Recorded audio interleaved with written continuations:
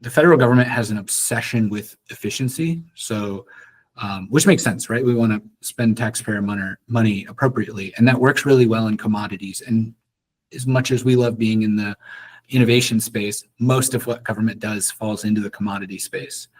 But that model really doesn't work well when you haven't found efficacy yet.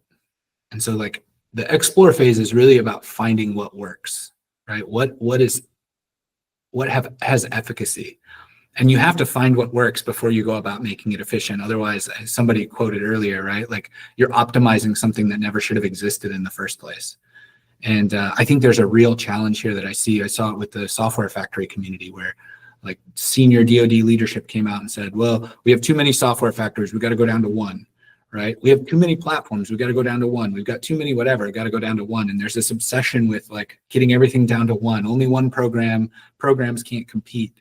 And Shyam from Palantir was testifying before Congress recently, and he said something which was like, we should force programs to compete with one another. Instead of having the competition be on the bid for one program, have two programs compete with each other. And now the government folks are in competition and pushing their contractors to win and provide the best solution to the warfighter. And I think that's what it takes to find the efficacy in ideas before we start worrying about efficiency, right? Once one proves that they're the best, now let's make it more efficient. I liked the 3 gaps model from Art of Leadership too, that it kind of highlights this point. And I'm curious if you all have seen this. There's almost like a vicious cycle that happens of the people that come up with the plans. They don't admit they have a knowledge gap, right? They assume that they know what needs to be built. And then when an effects gap shows up, in other words, the thing that, acquisitions delivers to the field didn't achieve the effect, the assumption is, well, those idiots have an alignment gap, right? We gave them a good plan because we have good information. They just didn't turn that into action appropriately. And so in the table on page 15, it says the response from a scientific management perspective, the scientific management remedy, which Taylorism, right? That's the way command and control organizations largely operate, certainly the way government acquisitions operates.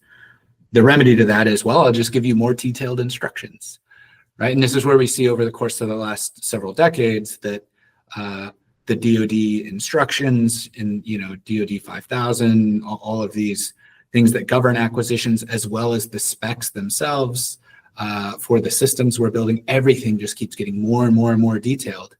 But the failures keep getting worse and worse and worse, right? And that's because the real problem here is the knowledge gap. This is what you said. That's what cued me to think of this. Like, we're starting building the plans when we know the least information, and we're also projecting it out so many years that we could never actually know, instead of taking more of a learning approach, which is what in the table, the mission command or directed opportunism remedies are.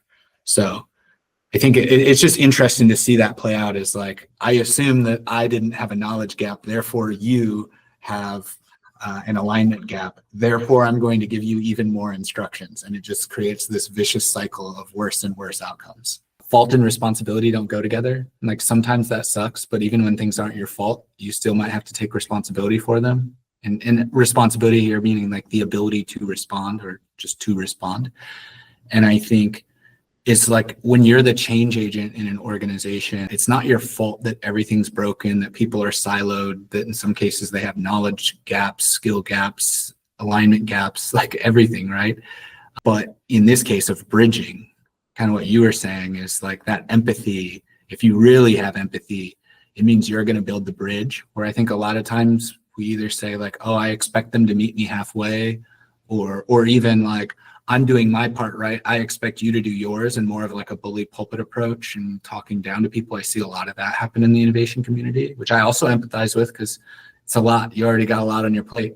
But to be successful, you need bridge builders that will not only build the bridge because they have empathy for what the other people are going through, but then that empathy is what gets those people to walk across the bridge.